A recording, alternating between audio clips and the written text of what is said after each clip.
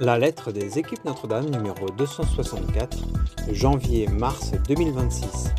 Appelé à grandir en couple. Bienvenue à toutes et tous pour ce nouveau podcast de la lettre.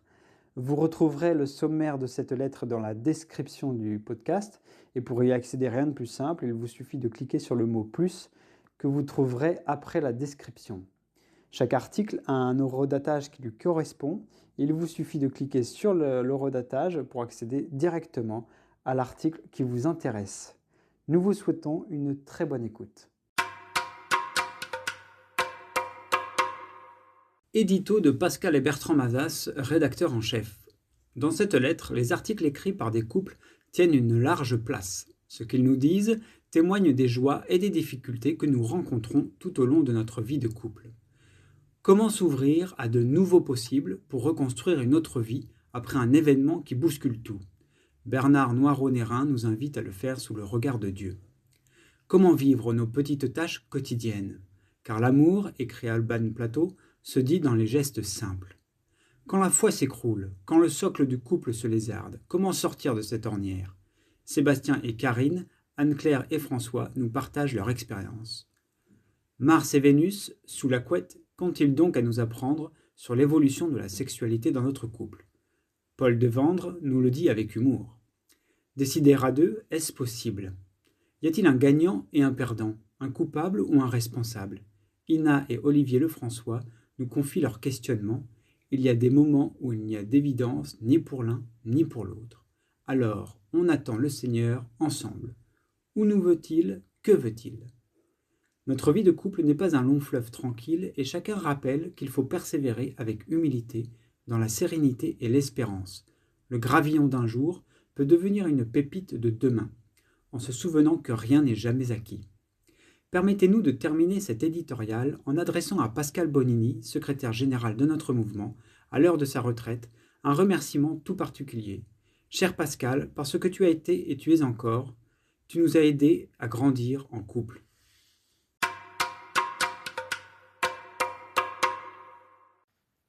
Billet de l'équipe responsable par Agnès et Philippe Chicot, couple assistant du couple responsable de l'équipe France-Luxembourg-Suisse, équipe SOR 8. Confiance, confiance. Nous sommes mariés depuis déjà 47 ans et comme tous les couples qui nous entourent, nous avons connu des situations non inscrites au programme initial. Événements inattendus, petits ou grands, soucis, épreuves se sont invités dans notre parcours de vie.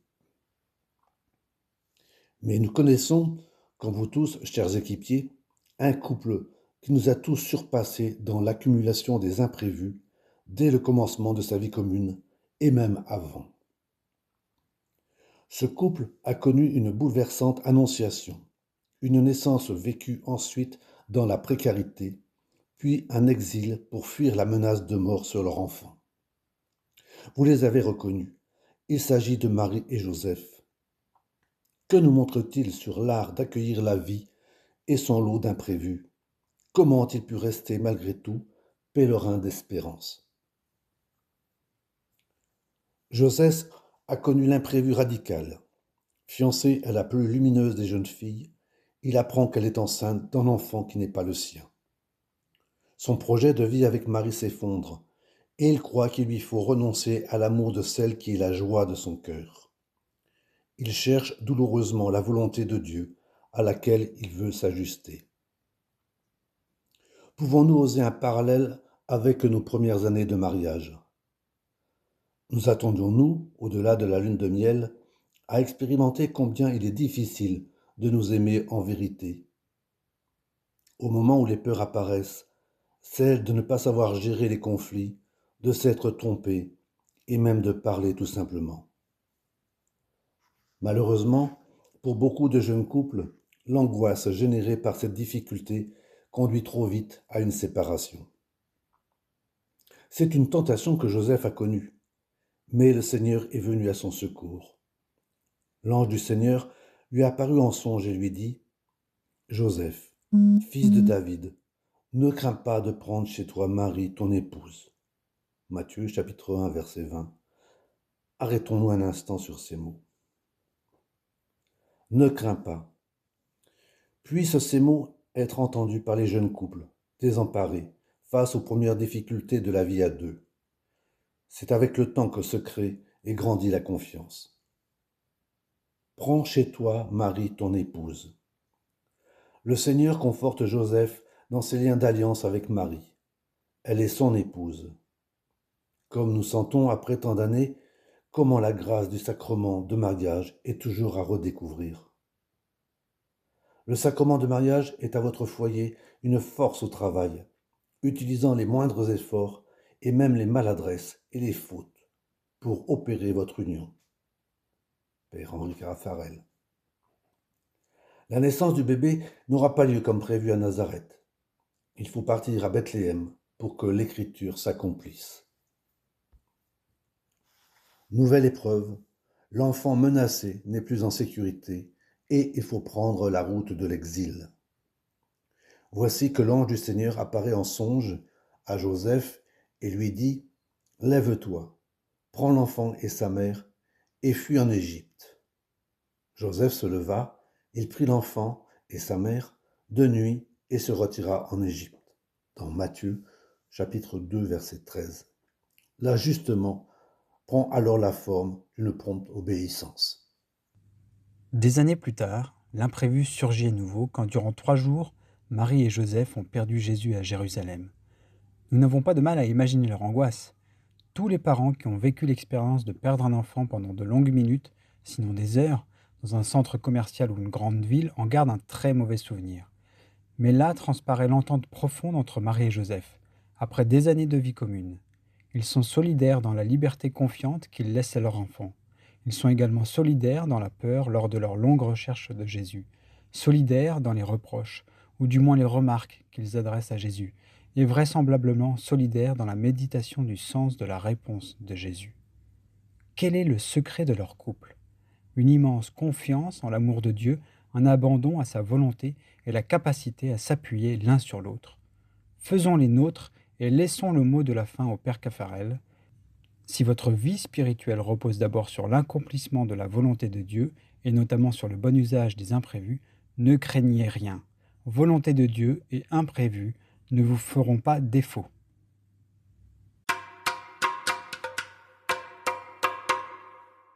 Qui perd son amour le sauve. Un article du père Dominique Raphaël Kling, OP, conseiller spirituel de l'équipe France-Luxembourg-Suisse et conseiller spirituel de l'équipe Bordeaux 83. Comme chrétiens, nous savons notre quête, la sainteté. Comme époux, vous en connaissez le parcours, la vie conjugale. Car la sainteté est la perfection de la charité et le mariage est une très merveilleuse invention de Dieu pour permettre à l'homme et à la femme de grandir dans l'amour vers l'amour, d'accéder à cette perfection de l'être humain qu'est l'amour. Citation d'Henri Caffarel, conférence en Belgique en 1976. Marie et Joseph restent un modèle indépassable. Ils ont parcouru les étapes de la vie conjugale, avec toutefois une différence de taille. Ils ont commencé là où les couples n'arrivent souvent qu'après un laborieux cheminement. Dès le premier instant, la Sainte Famille aime de l'amour même de Dieu et est ainsi en mesure de guider chaque couple par son exemple et son intercession. Quel art spirituel garantit la pérennité de la croissance spirituelle du couple ? Cherchant à découvrir le secret des couples accomplis en amour, le père Caffarel note « Ces époux n'ont pas connu moins de difficultés, moins de tentations que les autres, mais ils n'ont jamais pris leur parti de la tiédeur, de la médiocrité, de l'échec. Leur mérite, leur victoire, c'est d'avoir lutté jour après jour. Des privilégiés ? Non, mais des lutteurs inlassables. Et Dieu est avec ceux qui luttent pour l'amour. » Henri Caffarel, dans l'Anneau d'or en 1957. Grandir dans l'amour n'appelle pas une force surhumaine, mais plutôt l'obstination d'un choix, relancer sans cesse la conquête. Peut-on en esquisser les étapes ? Au commencement, les fiancés éprouvent puissamment la mystérieuse révélation de l'amour. Puis, les jeunes époux découvrent qu'ils peuvent souffrir l'un par l'autre. L'apprentissage de la miséricorde leur ouvre alors le chemin d'une croissance restaurée. La croix du Christ est bien plantée dans la vie du foyer, dans sa double facette pascale de mort et de résurrection. Aux grâces initiales de l'amour succèdent purification et guérison, transfiguration de l'amour conjugal en agapé chrétienne. Aucune croissance dans l'offrande à l'autre. sans le détachement qui dépouille le cœur et le rend vulnérable. La vie personnelle de conversion enrichit l'union. L'union unifie le couple dans une mise en commun toujours plus profonde. Cette communion devient alors fécondité lorsque le couple s'engage fermement dans une œuvre commune.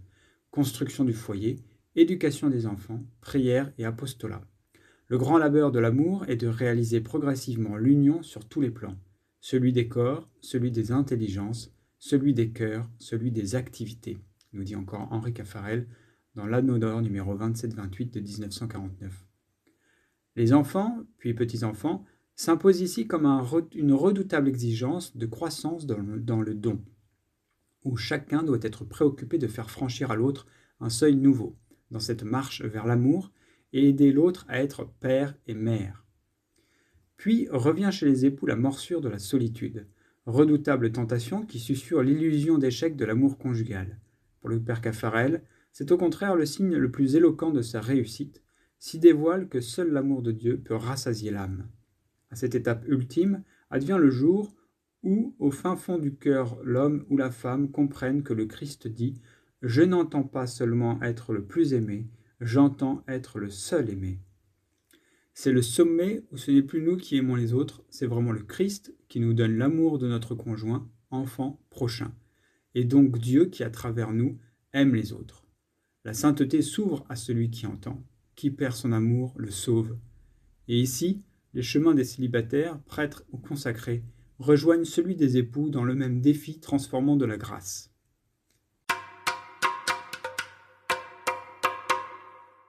Regard de l'artiste, un article de Marc Plateau de l'équipe Paray Le Monial 1. On vous partage une œuvre de Pierre Stevens, datée de 1604, qui s'intitule « Paysage avec la fuite en Égypte ». Où sont Marie, Joseph et Jésus? C'est la première question qui vient à l'esprit en contemplant ce tableau. On les cherche. Au centre, au pied de l'arbre, avec les autres personnages? Ou à gauche, un tout petit peu plus loin dans la lumière? Ou même encore à droite dans le bleu-vert sur le chemin qui mène à ce bâtiment ressemblant tellement à une église? Mais ils n'y sont pas. Ils sont dans l'ombre, presque invisibles, sur la courbe du pont. Joseph à pied, précédant Marie, et Jésus porté par un âne. Le peintre semble avoir privilégié la représentation aux couleurs vives d'un arbre immense qui domine tout, en pleine lumière. Il a aussi mis beaucoup d'autres lieux dans son tableau. Des tours à gauche et à droite, des maisons, une ville au loin à droite, mais de taille plus réduite. De manière anachronique et habituelle, ce sont des éléments qui constituent un paysage européen tel qu'on peut le connaître au XVIIe siècle. Quelques éléments d'interprétation se déduisent d'eux-mêmes. Même si le spectateur est attiré et séduit par la beauté du tableau, il ne peut s'empêcher de chercher ce qui est caché, ce qui est finalement le plus important. Cette famille modeste, jetée sur les chemins de l'exil pour survivre. Le reste du tableau, les villes, les personnages, le chasseur au premier plan les ignorent. Ils ne savent pas qui ils sont. Ils sont si fragiles et petits dans ce monde. Mais il y a aussi l'arbre, cet élément qui est là et qui domine tout. Il est inutile d'en dire davantage. Le tableau nous invite à chercher, aujourd'hui comme hier, dans les images et dans la réalité, où est Dieu, ce qui est important, ce qui est visible et ce qui est presque invisible.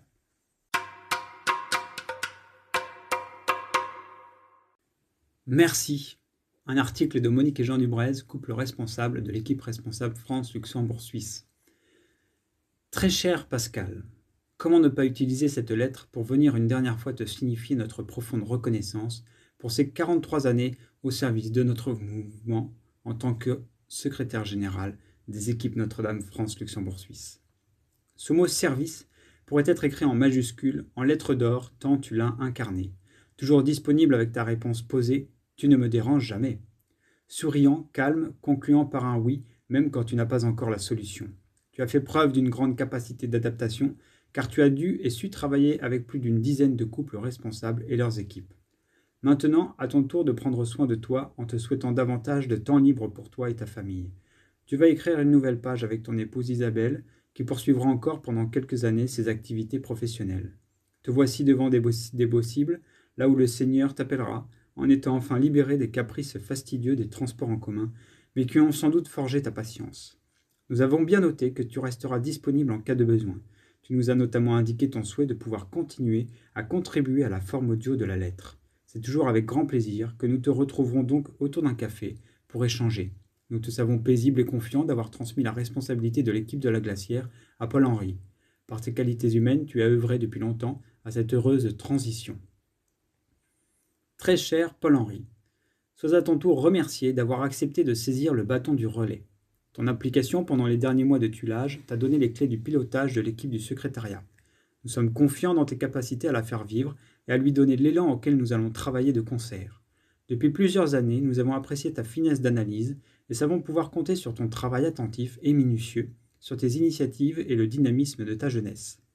Toute l'équipe de la Glacière est heureuse de poursuivre son travail avec toi aux commandes, ce qui montre bien tes qualités d'attention vis-à-vis de chacun. L'intégration d'un nouveau collaborateur, Mathieu Macario, au début de 2026, va en tirer bénéfice. Ce renouveau est une opportunité pour tous. Chacun dans notre super région fera preuve de compréhension et de bienveillance. Merci à vous deux, chers amis. Nous rendons grâce à Dieu pour votre engagement au service de tous. Mathieu, sois le bienvenu.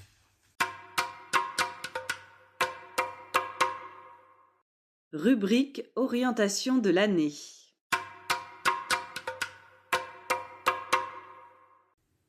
Grandir en couple quand tout bascule, un article de Bernard Noireau-Nérin, auteur de 2 livres qui permettent d'approfondir le sujet de cet article. Le premier est « Vous m'aviez dit que j'allais mourir » aux éditions Parole et Silence en 2015, 169 pages. Et le deuxième est « Petit journal d'espérance », même maison d'édition, sorti en 2017. Notre histoire a basculé il y a bientôt 15 ans, très précisément à la seconde où Anne-Claire, mon épouse, circulant en vélo, est violemment projetée sur la chaussée. Choc très violent, grave traumatisme crânien. Quelques heures après, elle frôlait l'état de mort cérébrale. Suivront 10 mois de coma et semi-coma.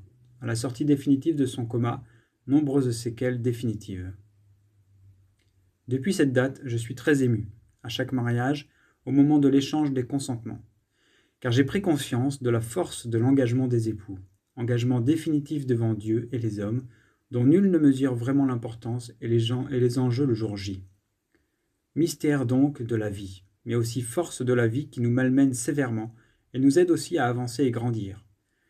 Comment, en effet, imaginer, sans l'avoir vécu profondément au cœur et au corps, combien l'épreuve vécue durablement est source de souffrances psychologiques et physiques, mais s'accompagne aussi de dizaines de petites lumières d'espérance, éclairant nos chemins chaotiques et les transformant durablement. Il y aurait tant de choses à partager avec vous sur ce sujet que j'ai dû choisir quelques thèmes qui me sont chers. Sortir du cercle infernal. Comment éviter que la brisure de cet événement traumatique ne soit la brisure définitive de toute notre vie? L'épreuve de l'accident d'Anne-Claire, les longs mois de coma, les séquelles à la sortie, l'entrée définitive dans le monde du handicap et pour moi celui d'aidant, la surcharge mentale décuplée, l'éclatement de notre cocon familial dans sa forme la plus stable et de notre vie de couple nous ont plongé les 3 premières années dans un état de survie. Je me souviens que le jour même de l'accident, au premier instant où j'ai revu Anne-Claire immobile, intubée de partout mais vivante, j'ai fait le serment pour elle d'abord, pour notre couple aussi et notre famille, que cette épreuve ne devrait pas nous faire couler. Dans l'abîme de ces longs mois, je devais donc réussir à me sortir lentement de ce champ de ruines. Mais comment ? Il m'a fallu du temps, mais aussi une énergie renouvelée chaque jour pour entamer la remontée de cette pente vertigineuse. Et j'ai commencé ainsi à travailler sur moi-même, pour comprendre comment cette énergie pouvait être brûlée ou au contraire renouvelée. Mon changement volontaire de vie professionnelle m'y a aidé grandement aussi. Sortir du cercle infernal, c'était d'abord faire face et reconnaître la dureté de notre nouvel état, non pour pleurer sur notre sort, mais pour en mesurer la gravité et ainsi mieux mobiliser nos ressources. C'était identifier toutes les fragilités de notre situation. Celle d'Anne-Claire dans ce chemin immense de reconstruction, celui de nos enfants brusquement projetés dans le monde des adultes, vivant la blessure d'une relation détruite avec leur maman, et une révolte intérieure. Enfin, mes propres fragilités nouvelles et passées, y compris dans ma position naturelle de sauveur de ceux qui m'entouraient. C'était prendre conscience que notre avenir était objectivement sombre, d'abord pour Anne-Claire et pour moi, mais aussi pour notre couple. C'était aussi identifier comment je pouvais me ressourcer humainement et spirituellement, avec la lucidité de me dire qu'il en faudrait beaucoup pour tenir dans la durée. Sortir du cercle infernal, c'était aussi pour moi travailler sur mes émotions.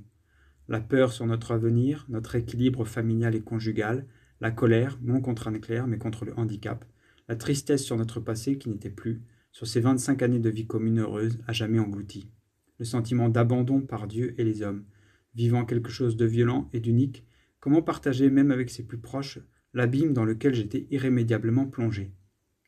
Il m'a fallu du temps pour arriver à reconnaître toutes ces dimensions. S'ouvrir à de nouveaux possibles.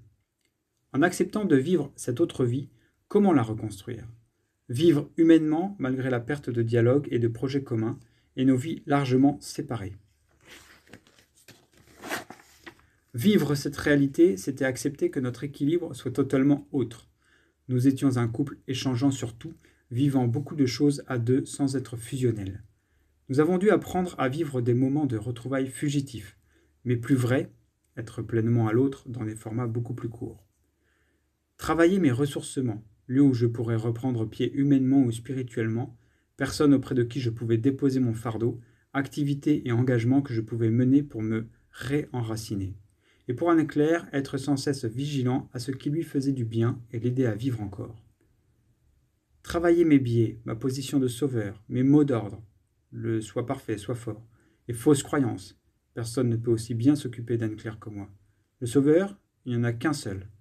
Réaliser que notre couple ne pouvait plus vivre qu'entouré d'une multitude de personnes et aides de vie, précieuses, mais limitant presque toute intimité. Vivre spirituellement, c'était entamer un chemin d'abandon, laissant enfin au Seigneur sa place pour nous guider et nous aider à passer de l'espoir à l'espérance. Revivre sous le regard de Dieu. Comment continuer à grandir, seul et à deux, avec Dieu? Chemin immense où nous avons appris à vivre à deux ce mystère de l'amour conjugal qui est là, malgré le manque d'échanges humains, amour conjugal, pas le reflet de l'amour de Dieu entre nous. Vivre à deux, des moments spirituels dénudés, mais forts, messe dominicale et fêtes religieuses toute l'année, prière quotidienne du soir, pèlerinage à Lourdes au cœur de la vulnérabilité. Chercher ce que le Seigneur veut nous dire et nous invite à découvrir pour faire toujours grandir notre couple malgré ses fragilités.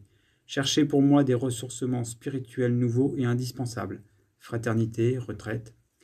Être humblement et inlassablement le témoin de cet amour. Peu de couples ont peut-être vécu une même histoire conjugale, mais beaucoup ont traversé des épreuves.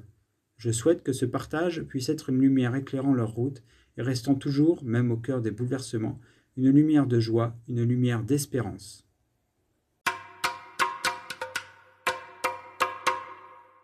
La valeur des petites tâches quotidiennes par Alban Plateau de l'équipe Parelmonial 1.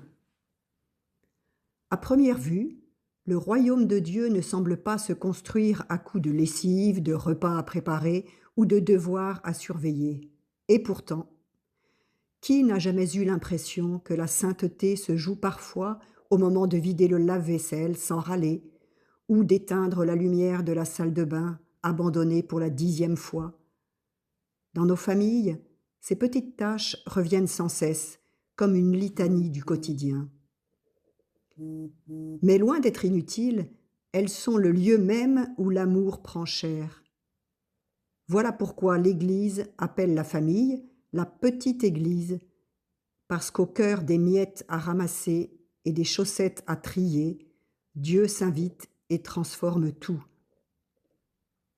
À Nazareth, Jésus n'a pas grandi au milieu de miracles se déroulant à chaque repas, non.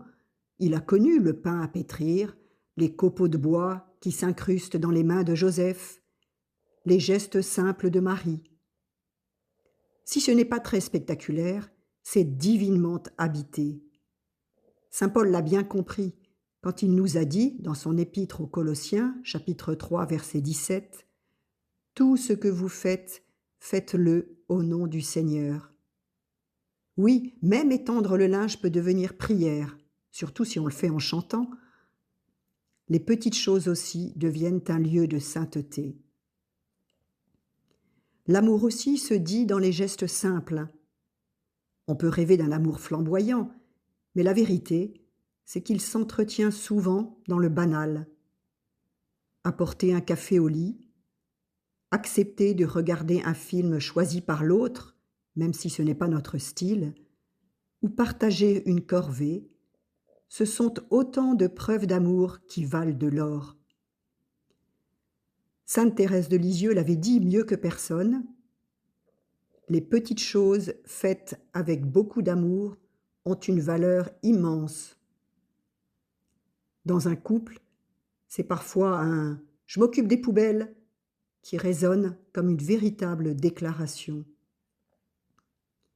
Être petite église ne veut pas dire organiser une liturgie complète dans le salon, même si allumer des bougies au dîner peut y ressembler. Cela signifie vivre la foi dans les gestes du quotidien, se réconcilier après une dispute sur la vaisselle, accueillir un voisin qui sonne toujours au mauvais moment, apprendre à nos enfants à dire merci. Chaque repas en famille peut devenir une petite Eucharistie, chaque pardon une confession en miniature, chaque câlin donné à un enfant un vrai sacrement de tendresse. Notre monde glorifie ce qui se voit, carrière brillante, exploits sportifs, voyages exotiques. La famille chrétienne témoigne d'un autre chemin, celui de la fidélité dans les choses qui ne font pas la une des journaux, mais qui bâtissent un amour solide. Un couple qui s'aime au quotidien, malgré la fatigue et les factures, prêche l'Évangile sans même s'en rendre compte. Dans les équipes Notre-Dame, nous savons combien ce soutien mutuel aide à donner un sens nouveau aux tâches ingrates. La lessive devient service, les courses sont mission, et même la corvée de la tonte de la pelouse peut devenir une offrande. La famille est bien une petite église, non parce qu'elle réussit des exploits, mais parce qu'elle rend Dieu présent dans le quotidien. Dans chaque geste simple, une lumière s'allume, et ensemble, nous écrivons un évangile discret mais joyeux au cœur même de nos maisons.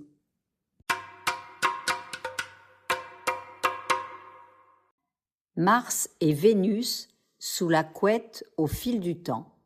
Article rédigé par Paul Devendre, conférencier et comédien.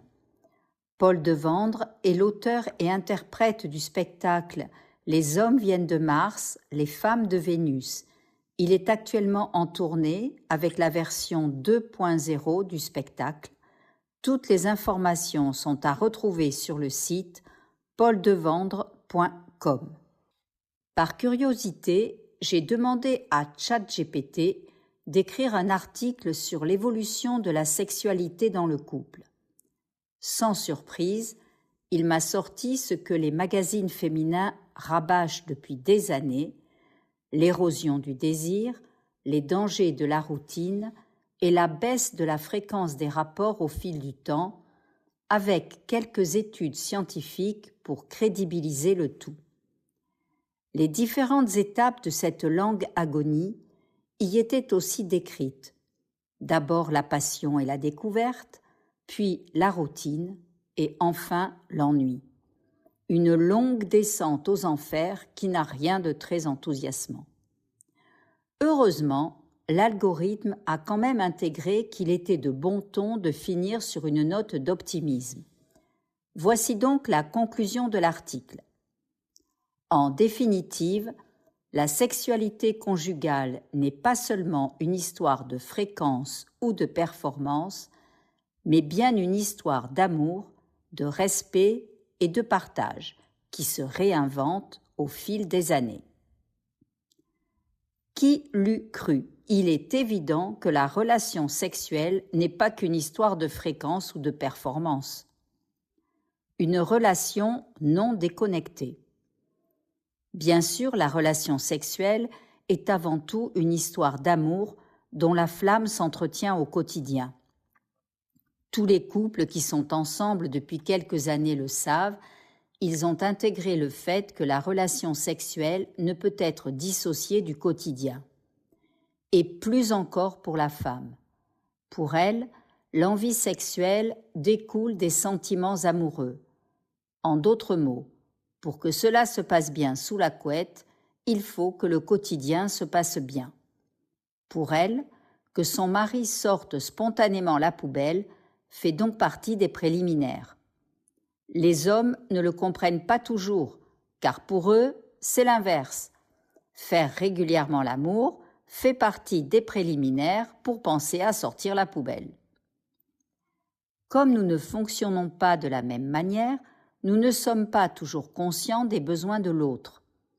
Et plus encore quand nous ressentons que nos besoins ne sont pas pris en compte. Il est très compliqué de donner à l'autre quand on n'est pas nourri soi-même. Mais quand nous grandissons bien ensemble, la relation sexuelle prend de l'épaisseur. Elle devient bien plus qu'un contact physique. Elle se construit sur ce qui est vécu ensemble, avec ses joies et ses peines. Elle prend alors une dimension sacrée et se transforme en l'union de nos âmes. Garder la complicité dans le couple demande une attention constante, et la relation sexuelle doit rester un moment de partage privilégié.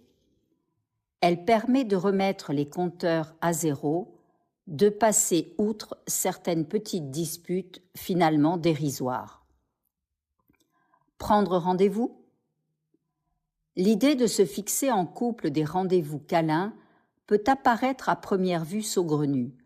Pourtant, au début de la rencontre, quand on organisait une sortie, on savait tous les deux comment la soirée allait se terminer. On s'y attendait et on en avait envie. On s'y préparait, parfois quelques jours à l'avance, en choisissant avec soin sa tenue, ses sous-vêtements, ou encore en allant chez le coiffeur ou en lavant sa voiture. Contrairement à ce qu'on peut penser, la spontanéité n'est donc pas toujours un atout. Prendre rendez-vous ne tue pas le désir, bien au contraire. En créant une attente, on le fait gentiment monter. Et puis cela permet aussi d'avoir des moments tranquilles, où l'on sait qu'on ne va pas faire l'amour, où l'on n'est pas en train de se demander quelles sont les envies de l'autre, où l'on n'est pas dans l'hésitation de proposer ou non, de s'interroger sur quelle va être la réaction de l'autre à notre demande. Cela peut ainsi créer de la légèreté dans la relation et favoriser les rapprochements tendres sans crainte de dérapage si on n'est pas prêt. Prendre rendez-vous peut être une bonne manière de réamorcer la pompe après une période un peu compliquée en couple. Les 3 manières de faire l'amour. Et puis n'oublions pas qu'il y a différentes manières de faire l'amour. La plus classique, le fait maison. Les 2 partenaires ont envie de faire l'amour, on prend le temps qu'il faut, on passe un merveilleux moment tous les deux. Il y a aussi le quickie, le fast-food. Là, c'est plutôt un cadeau que la femme fait à son mari en reconnaissant son besoin d'un rapprochement physique. Bien sûr, tout doit être pleinement consenti par elle et rien ne peut être forcé. Et pour que cela fonctionne bien, il y a quelques conditions. Il faut tout d'abord que tout se passe bien au quotidien, qu'il n'y ait pas de dispute ni de conflit latent. Il faut ensuite que son mari ait régulièrement des gestes d'affection sans arrière-pensée sexuelle. Et enfin, il faut de temps en temps organiser une soirée gourmet gastronomique, petite soirée romantique, pique-nique au coucher du soleil, balade découverte, la créativité à son paroxysme. On a là une formule gagnante. Manger régulièrement à la maison, se faire un petit quickie quand on n'a pas trop le temps et se programmer une bonne bouffe à l'occasion. En appliquant cette recette sous la couette, plus personne n'a envie d'aller manger ailleurs.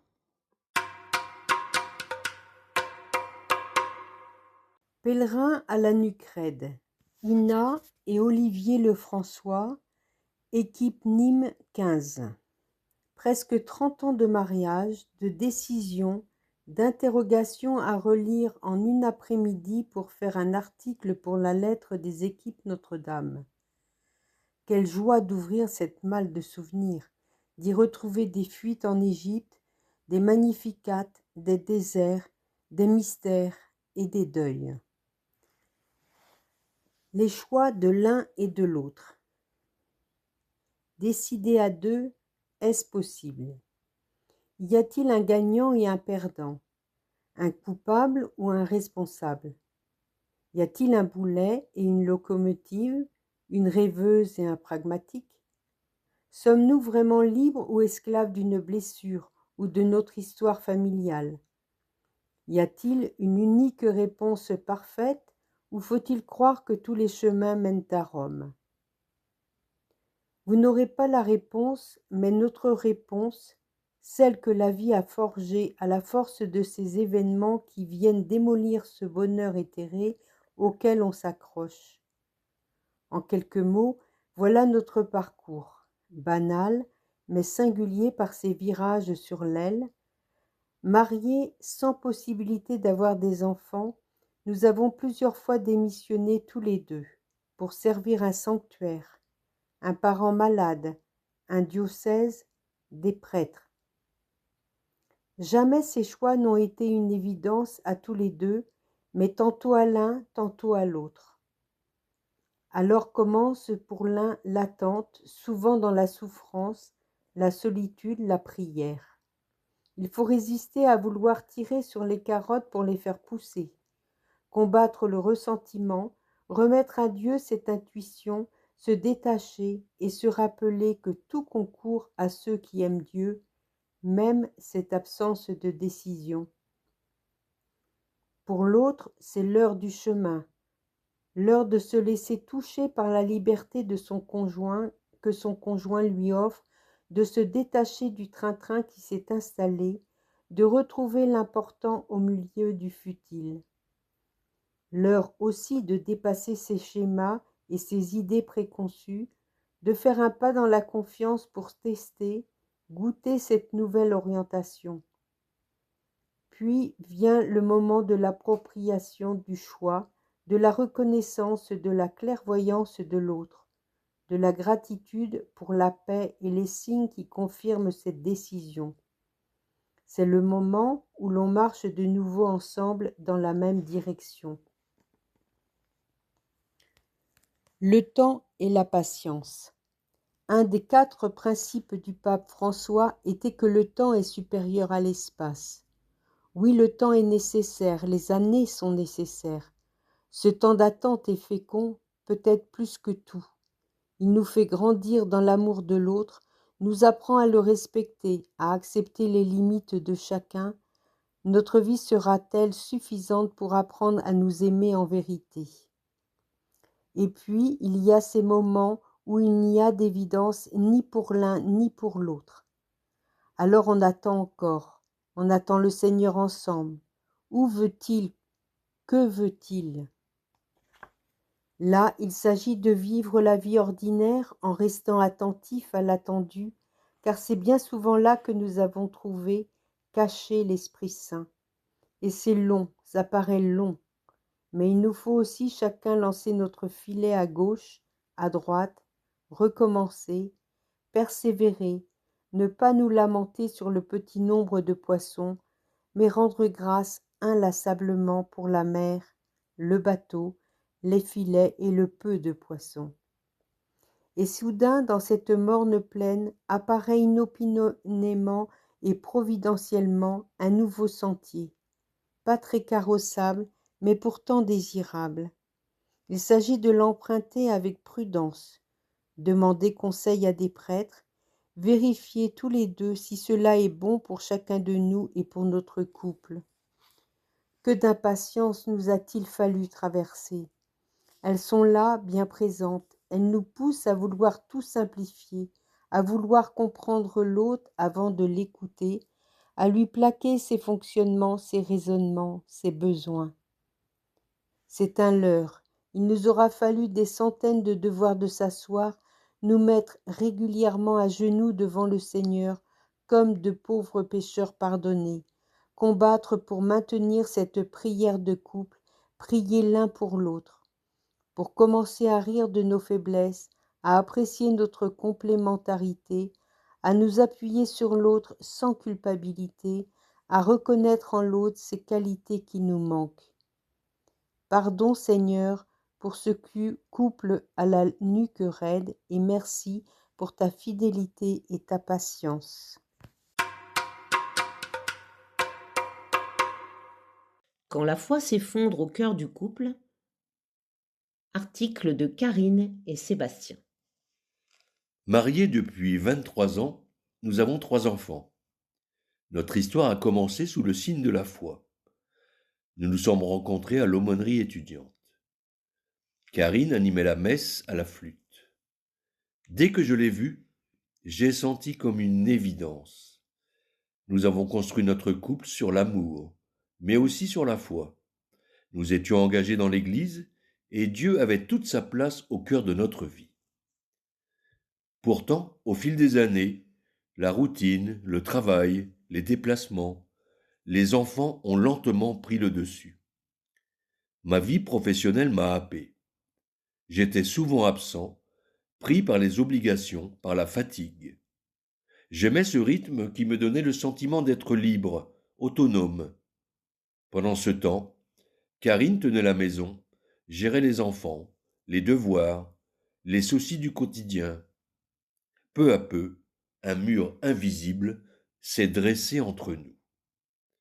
Je ne m'en rendais pas compte, mais je m'éloignais. Je m'éloignais d'elle, de ma famille et aussi de Dieu. La foi qui jusque-là m'avait nourri s'est mise à s'éteindre doucement. Je continuais à aller à la messe, mais plus par habitude que par conviction. Je refusais Dieu, je ne croyais plus en sa présence ni en sa bonté. J'étais présent physiquement, mais absent intérieurement. Je sentais bien que quelque chose s'était cassé. Sébastien s'éloignait de plus en plus, sans heurts apparent, mais avec une distance froide. Il n'était plus le même. J'essayais de l'interpeller, de parler, de comprendre, mais il se fermait. Voir Sébastien perdre la foi a été pour moi une immense souffrance. Je priais pour lui, pour nous, mais j'avais l'impression de prier seule. Ce déséquilibre spirituel dans le couple me pesait. Ce que nous avions autrefois partagé, les temps de prière, les messes, les moments d'unité, avaient disparu. J'essayais de rester debout, de croire pour deux, mais je vacillais. Je pleurais souvent seule dans le silence. Et pourtant, je continuais à prier sans toujours trouver les mots. Un jour, j'ai demandé que l'on prie pour moi. Pendant cette prière, cette parole a été reçue pour moi. Heureux ceux qui pleurent, ils seront consolés. Matthieu chapitre 5, verset 4. Je n'ai pas tout de suite compris, mais cette phrase m'a traversée comme une lumière discrète. Le lendemain, Sébastien m'a annoncé qu'il ne m'aimait plus. Tout s'est effondré. Je me suis écroulée intérieurement. Je me souviens très bien de ce jour. J'étais en déplacement professionnel et au téléphone, j'ai dit à Karine que je ne l'aimais plus. C'était brutal, mais à ce moment-là, je ne ressentais plus rien. Tout me paraissait vide, j'étais las, usé, indifférent. Je ne savais plus prier, je ne croyais plus, je n'avais plus envie de lutter. J'étais persuadé que Dieu n'existait plus pour moi. Mais ce qui me semblait être une libération n'en fut pas une. Très vite, le vide m'a rattrapé. Je me suis senti seul, perdu, sans direction. Je n'avais plus de sens à donner à ma vie. Nous étions perdus au bord du gouffre. Et pourtant, quelque chose, sûrement l'Esprit Saint, nous a poussés à aller ensemble à Paray-le-Monial. Nous sommes donc partis à Paray-le-Monial. Je savais que tout tenait à un fil, mais j'y allais avec l'espoir qu'il puisse encore se passer quelque chose. J'y suis allé sans conviction. Un matin, j'ai décidé d'aller parler à un prêtre, simplement pour parler, pour vider mon sac. Nous avons échangé quelques dizaines de minutes et à un moment, il m'a simplement demandé « Pour toi, Dieu, il est où là ?» Cette question a été comme un coup de tonnerre. et soudain une image m'est revenue en mémoire, celle du poème des pas sur le sable. Je revoyais ma vie comme une longue marche avec Dieu, cette période sombre où il n'y avait plus qu'une seule trace de pas. Pour la première fois depuis des mois, j'ai senti quelque chose s'ouvrir en moi. J'ai alors accepté de me confesser. Ce moment a marqué le début d'un retournement intérieur. J'ai pu déposer ma colère, ma honte, ma fatigue, mon refus de Dieu. Et dans ce dépouillement, Dieu a commencé à me restaurer. Ce n'était pas un miracle, mais une lente guérison. Le lendemain matin, pendant un temps de louange, l'un des textes reçus était cette même parole.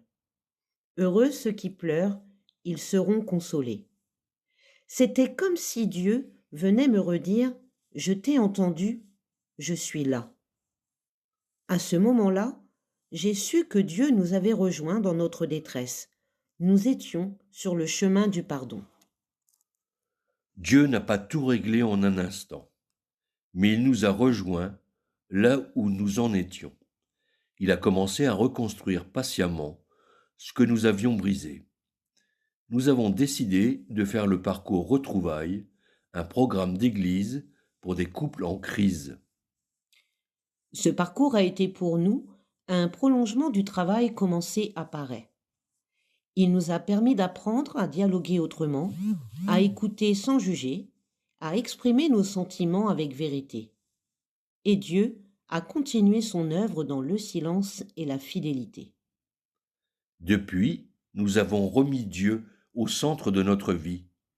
Ce qui était autrefois difficile est devenu une source de joie. Nous avons réussi à instaurer une prière de couple quotidienne qui est devenue notre respiration commune. Notre vie n'est pas devenue parfaite. Nous avons encore nos fragilités, nos limites, mais nous savons que Dieu nous précède et nous accompagne. Nous avons appris que la foi conjugale n'est pas un long fleuve tranquille. Elle se nourrit aussi de ces traversées où tout semble s'effondrer. Oui, Dieu a sauvé notre couple. Aucune histoire n'est trop abîmée pour Dieu. Même au cœur de la nuit, il agit. Quand nous n'avons plus la force de croire, il croit à notre place.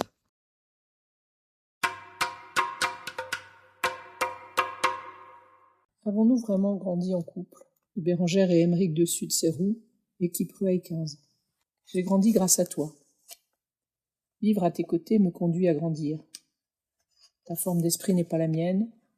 Nos points de vue sont diamétralement opposés. Dans la compréhension des relations humaines comme de notre vie spirituelle, échanger à cœur ouvert avec toi, mon mari, est toujours enrichissant. Ta générosité prend le relais de la mienne quand je m'agrippe à mes précieux biens, en particulier mon temps et celui de notre couple.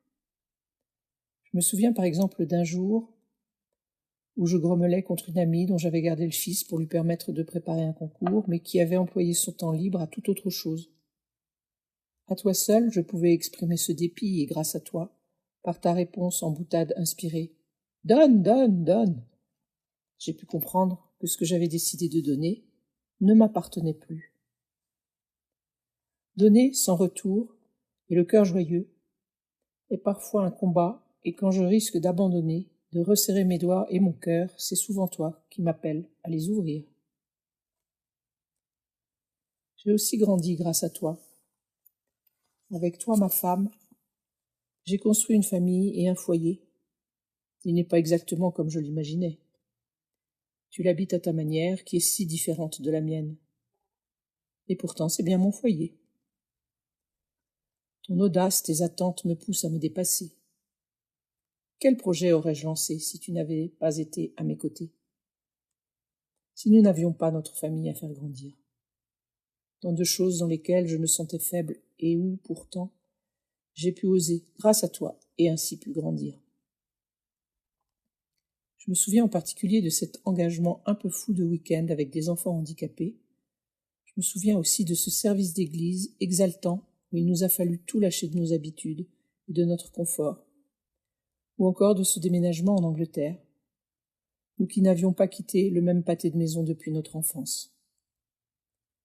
Oser, en oubliant un peu les risques et le regard des autres, pour nous ouvrir aux autres et finalement recevoir en abondance. Nous voyons-nous grandir. Au quotidien, nous n'avons jamais pu nous dire « Oh, merveille !» comme nous croissons en amour et en sainteté. Malheureusement, nous constatons souvent que nos vieux travers persistent, nos sujets de dissension demeurent. Nous qui nous efforçons de laisser Dieu nous modeler et de nous ajuster l'un à l'autre à travers le devoir de s'asseoir et nos pardons, nous pourrions être guettés par le découragement. Un petit regard en arrière nous montre cependant que nous avançons.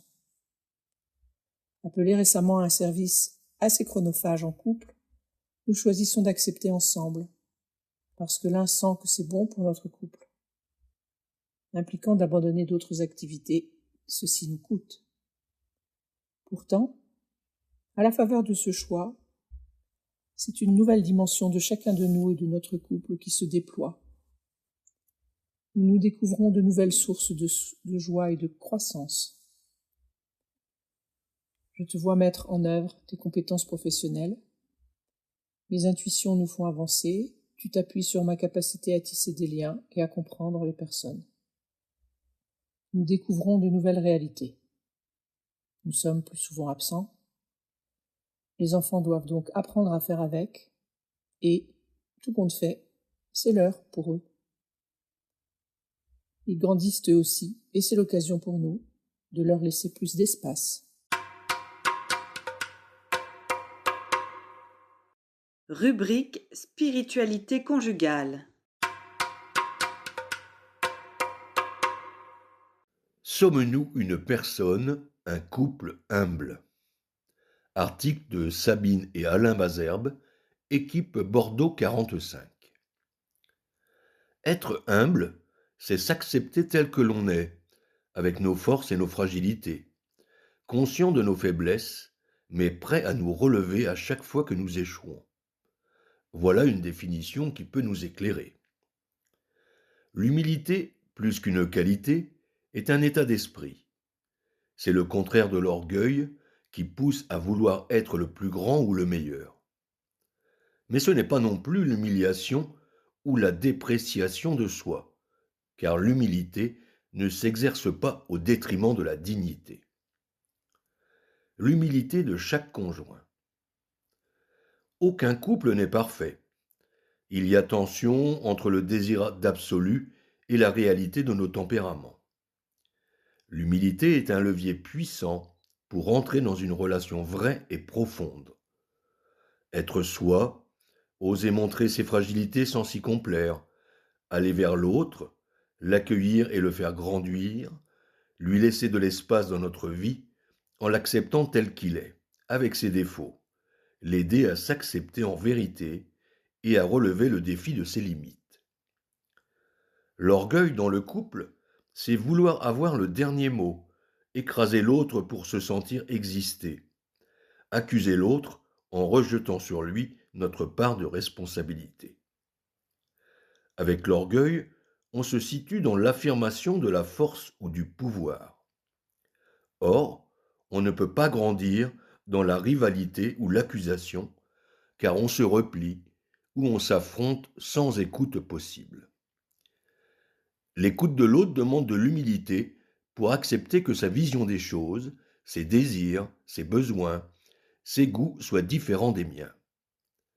Faire confiance à l'autre, le regarder avec bienveillance et attention, ne pas comparer ni envier, mais plutôt se réjouir des talents de notre conjoint. L'humilité dans le couple, c'est aussi lâcher nos rancœurs, prendre conscience de nos blessures, les confier à Dieu et à l'autre, faire un chemin de guérison. Quel témoignage Marie et Joseph peuvent-ils nous donner? On ne sait presque rien d'eux. Dans l'Église, ils sont mis en avant, mais leur vie à Nazareth paraît tout à fait ordinaire. On ne connaît rien non plus de leur couple dans leur vie quotidienne. Ils sont, selon l'expression de Madeleine Delbrel, des gens de la rue, mêlés à la foule, invisibles.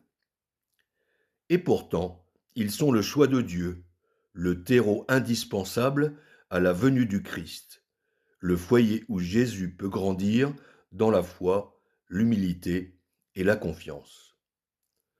Ce que l'on sait d'eux, et qui est le magnifique témoignage qu'ils nous laissent, c'est leur oui au projet de Dieu sans savoir ce qui les attend. Leur vie bousculée, l'incompréhension parfois, mais leur confiance et leur abandon en Dieu. Ne rien savoir de leur couple est paradoxalement une chance pour nous qui avons à bâtir le nôtre, à notre manière, avec créativité. Notre couple est unique, souvent bancal ou imparfait, déstabilisé, mais il continue à avancer, fort de la promesse faite de nous aimer jusqu'au bout, fort de la présence du Christ qui s'est engagé le jour de notre mariage à être avec et en nous tous les jours. Sans même nous en rendre compte, cette fidélité à l'autre, cette volonté de s'aimer et d'avancer à deux, malgré nos imperfections, a de l'impact sur ceux qui nous côtoient. C'est aussi un vif témoignage de l'amour de Dieu pour chacun et pour notre couple. Interrogeons-nous. Dans nos réflexions personnelles, nous pouvons nous interroger sur la manière dont un couple peut être globalement un modèle d'humilité et comment il peut en témoigner autour de lui. Qu'en est-il de nos attitudes dans la vie sociale ou professionnelle ? Rester simple, ne pas écraser, mais accueillir, être à l'écoute. Qu'en est-il de nos rapports aux réussites, aux responsabilités, aux engagements ? S'en réjouir sans s'en vanter, savoir laisser la place, s'ajuster aux autres. Qu'en est-il de notre rapport aux études, aux orientations des enfants ou petits-enfants ? Conseiller sans s'imposer, laisser s'épanouir suivant leur tempérament ou talent particulier. Demandons-nous aussi si nous sommes perçus comme un couple qui fait grandir les autres. Quand la prière, socle de notre couple, se lézarde, un article de Anne-Claire et François Cavalade de l'équipe Orléans 26. Mariés depuis 29 ans, parents de 5 enfants et jeunes grands-parents, nous avons toujours considéré la prière conjugale comme le socle inébranlable de notre union. Les fondations spirituelles. Nos temps de prière en commun ont jalonné notre vie dès l'époque de nos études, bien avant l'échange de nos consentements et la célébration de notre sacrement de mariage. Alors que François résidait 15 mois à Singapour et Anne-Claire étudiait encore à Aix-en-Provence, nous avions rédigé une prière commune lors de nos fiançailles que nous récitions quotidiennement. Ce texte, que François conserve précieusement dans son portefeuille, l'accompagne encore aujourd'hui au gré de ses déplacements professionnels. Lors de la préparation de notre messe de mariage, le prêtre roi, oncle d'Anne-Claire, a formulé une parole qui a non seulement scellé une certitude, mais aussi instauré une habitude quotidienne. Prier ensemble tous les soirs avant de nous endormir. Son message était clair, même s'il ne s'agit que d'un « Je vous salue Marie » et d'un « Notre Père », priez ensemble chaque jour. Une fidélité quotidienne. Fort de cette exhortation, et malgré les contraintes d'une intense carrière internationale, nous avons maintenu cette discipline spirituelle tous les soirs, pendant près de 25 ans. Ce temps a pris différentes formes. Une prière réduite au minimum, certains soirs, la lecture d'un évangile, chapitre après chapitre, à d'autres moments, ou même une lecture linéaire de la Bible. Des intentions spécifiques de prière, le partage de paroles d'évangile ou la lecture des complis sont également venus enrichir ce rendez-vous spirituel. Par ailleurs, nous avons conservé une règle de vie établie durant notre première année au sein des équipes à Singapour. Réciter le Bénédicité avant chaque repas. Cette pratique perdure et s'est naturellement transmise à nos enfants. L'évolution de notre prière conjugale. Au fil de nos services au sein des END, le Notre Père et le Je vous salue Marie ont spontanément laissé place au Magnificat. Cette prière nous permettait de porter ensemble tous les équipiers de notre secteur ou de notre région en union avec l'ensemble du mouvement. C'est vers elle que nous nous tournons encore aujourd'hui, bien que notre prière conjugale ne soit plus aussi quotidienne ni automatique qu'auparavant. Une rencontre de responsables de secteur a inspiré à François une autre forme de prière, que nous avons dite en couple pendant plusieurs années, la lecture des textes du jour, le choix d'une parole significative, puis d'un visuel illustrant cette parole. Cet ensemble était ensuite envoyé quotidiennement à nos équipiers. En parallèle de la prière en couple, la prière familiale s'est imposée dès la naissance de notre premier enfant. Nous l'avons faite tous les jours, sans exception, jusqu'à très récemment. Nous considérons que la prière en famille et la prière en couple sont profondément complémentaires, l'une nourrissant l'autre. Après plus de 20 ans de mariage et 18 ans au sein des équipes Notre-Dame, nous pensions ce point concret d'effort de la prière conjugale comme acquis. Cependant, la pandémie de Covid-19 et les changements de rythme qu'elle a engendrés sont venus ébranler cette certitude. Rien n'est hélas jamais acquis. Toutes nos relectures de vie mettent en lumière l'évidence. Notre prière quotidienne en couple nous a portés et soutenus, représentant souvent notre plus petit dénominateur commun spirituel, avec la messe dominicale. Cette prière, nous en sommes intimement convaincus, nous a permis de traverser les moments difficiles en nous ramenant à l'essentiel, la charité et le pardon à donner et à recevoir pour avancer sur le chemin de la sainteté. Un défi à relever. Aujourd'hui encore, nous luttons pour reprendre ce point concret d'effort qui fut pourtant un véritable socle pour notre couple. Bien que la prière ne soit plus quotidienne, nous nous efforçons de prier plusieurs fois par mois ensemble. Le partage en équipe nous encourage à ne pas relâcher nos efforts pour que ce point concret d'effort redevienne une habitude. Nous demandons dans notre prière personnelle la grâce de retrouver la ferveur et la fraîcheur de cet engagement. Pour reprendre la formule d'un ancien couple responsable du mouvement, n'oubliez jamais, priez, priez et surtout, priez.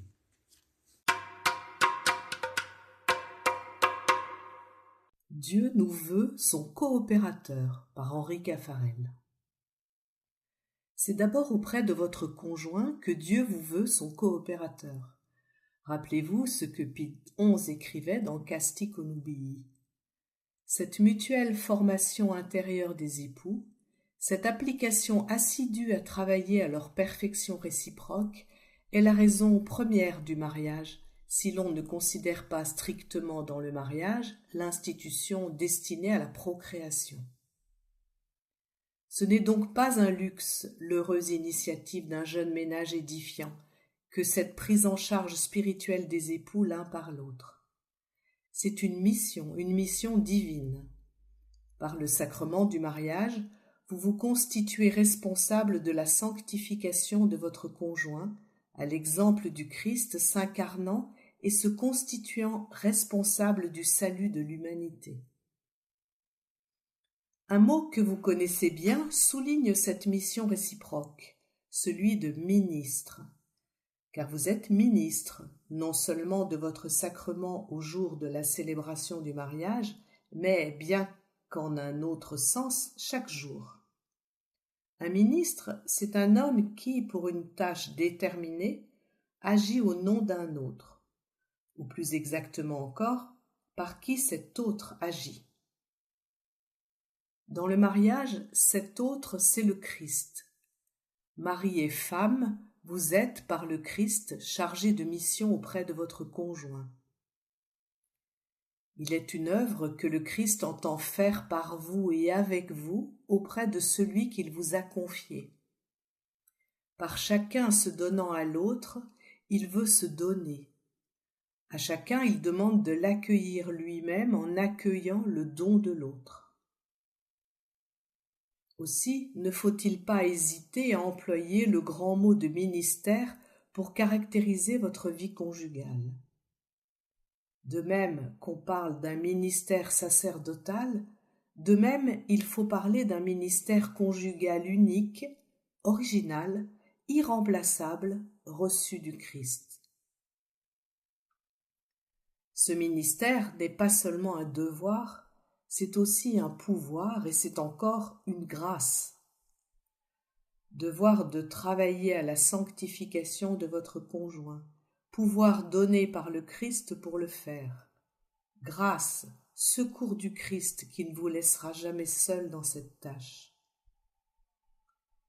Mais comprenez bien ce ministère et comment vous devez travailler à votre sanctification mutuelle.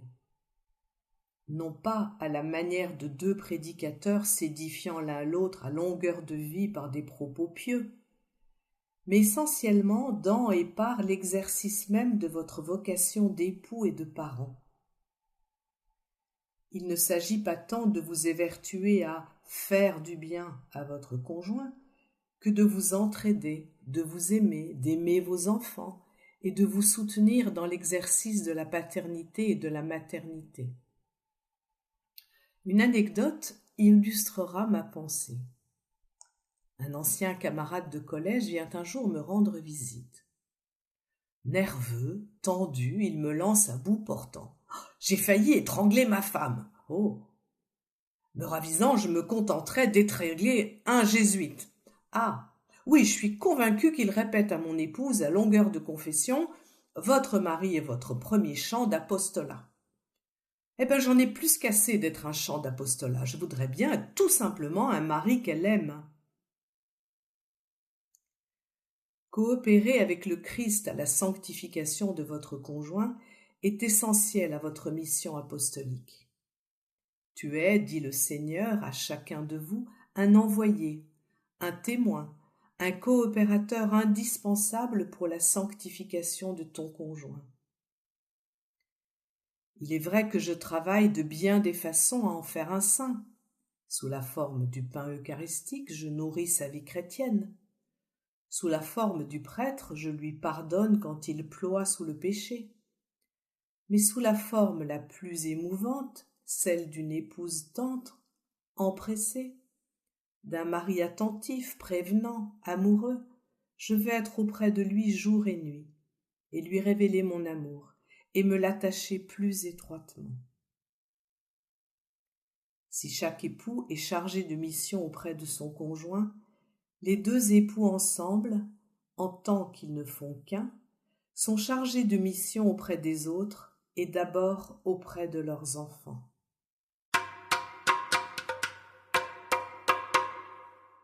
Comme un arbre vivant, par Tiffaine Pinault, conseillère conjugale et familiale et membre du cabinet Raphaël.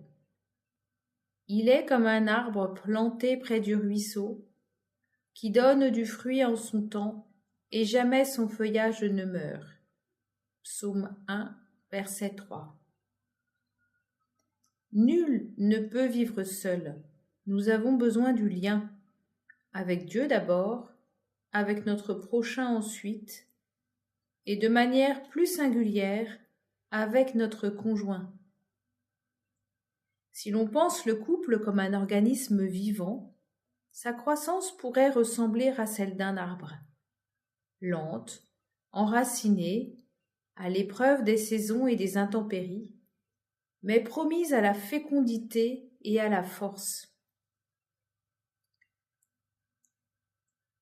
Le couple est avant tout un lieu de croissance individuelle.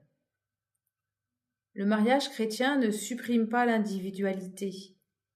Au contraire, il en est le terreau. Il nous invite à accueillir l'autre dans sa singularité et simultanément à mieux nous connaître nous-mêmes. Le couple nous place sous le regard de notre conjoint, comme devant un miroir. L'autre révèle nos forces, mais confronte aussi nos limites, nos impatiences et nos zones d'ombre. Ce regard, lorsqu'il est empreint d'amour inconditionnel et s'il n'est pas accusateur, invite à la transformation. C'est ce regard qui dit « Tu vaux plus que tes débordements ».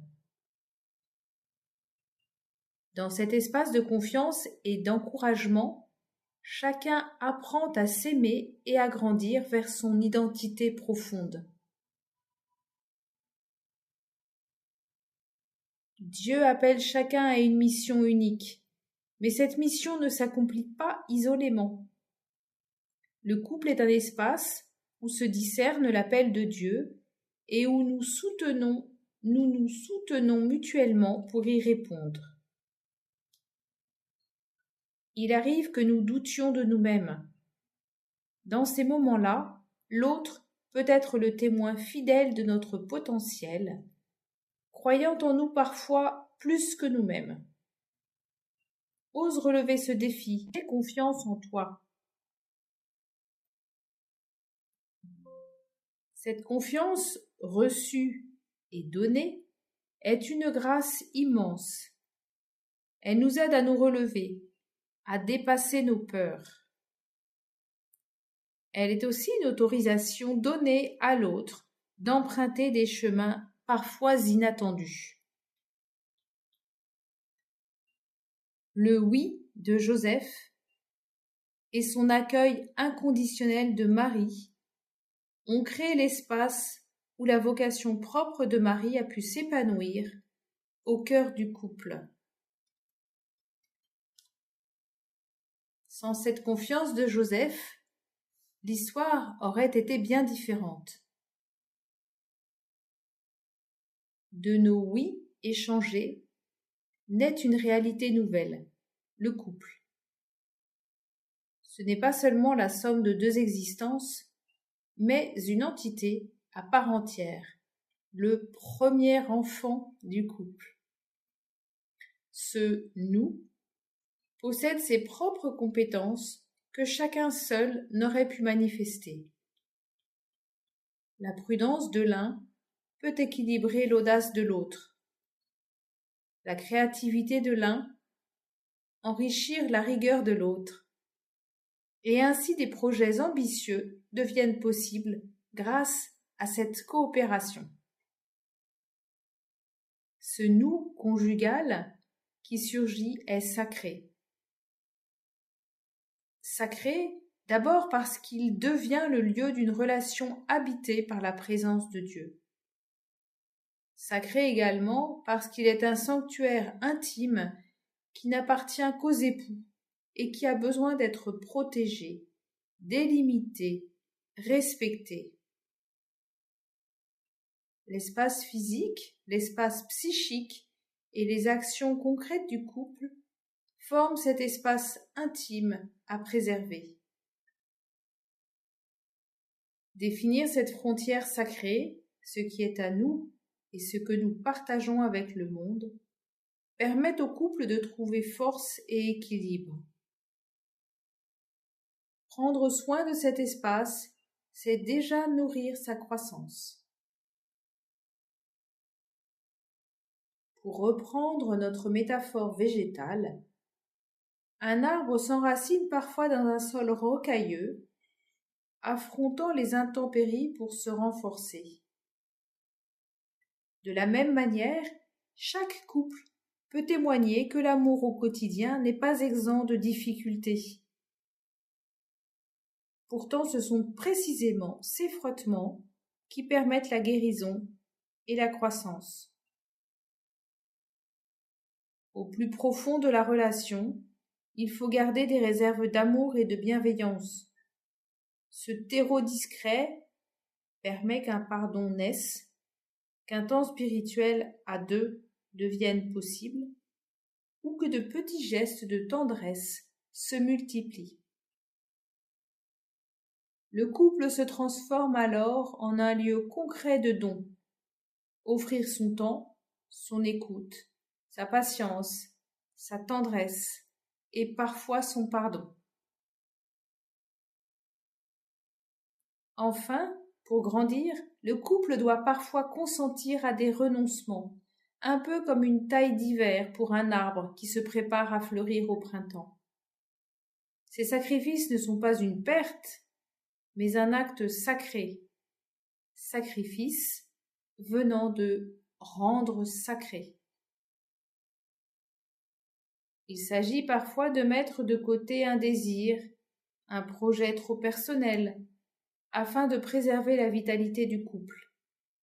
Un peu moins de « je » pour un peu plus de « nous ». Loin d'appauvrir, ces renoncements féconds solidifient le lien conjugal. Comme l'arbre après l'hiver, le couple qui traverse ces moments en ressort plus enraciné et plus fort. Le mariage chrétien est un appel à grandir ensemble, à devenir peu à peu ce que Dieu espère avant nous et pour nous. Un couple vivant, enraciné et fécond.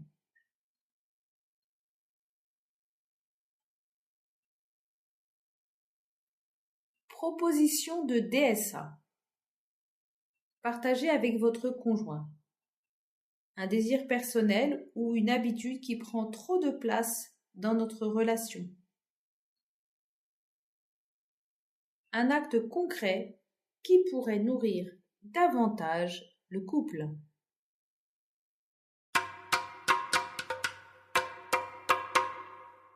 Rubrique Nos outils pour cheminer. Une découverte de mon conjoint, article de Véronique et Olivier Massin, équipe Toulouse 52. La charte des équipes Notre-Dame nous engage à nous asseoir chaque mois pour avoir un échange en vérité avec son conjoint sous le regard du Seigneur. Si cet exercice n'est pas le seul lieu pour mieux découvrir ma femme ou mon mari, il n'en constitue pas moins un cadre privilégié.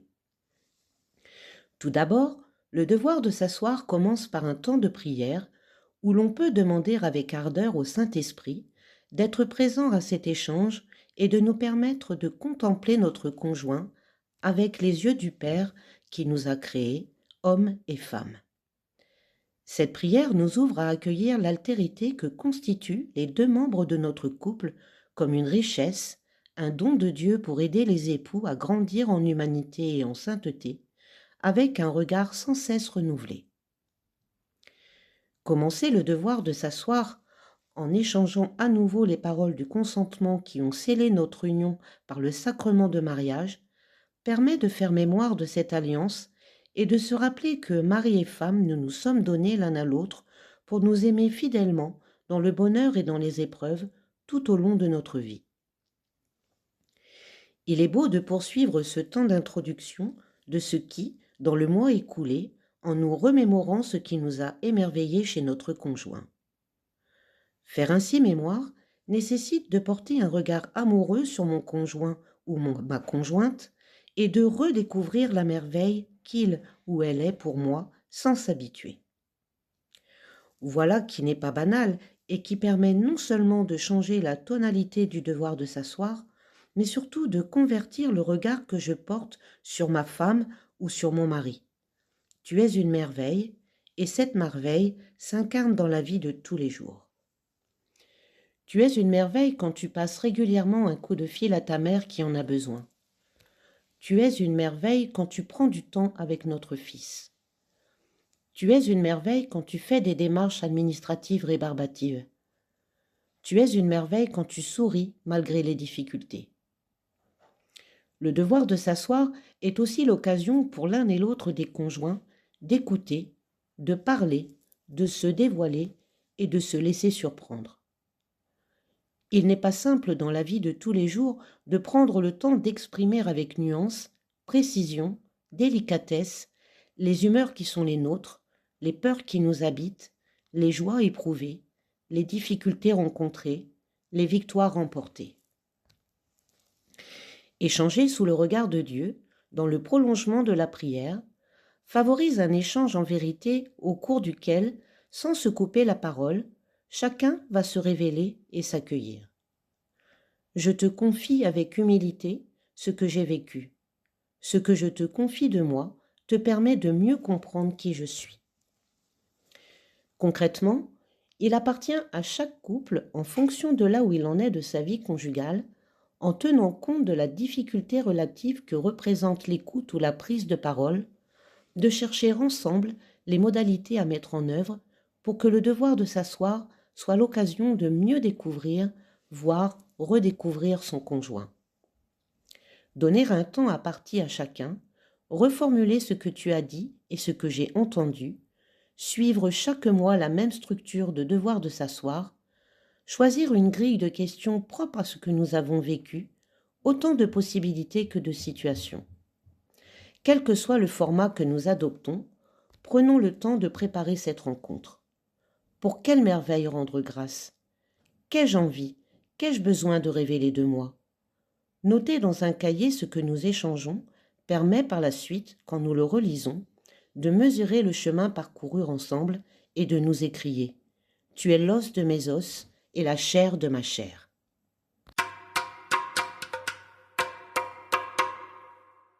1000 façons de le vivre.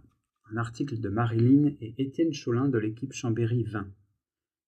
Votre couple va bien? Boostez-le. Votre couple s'endort? Réveillez-le.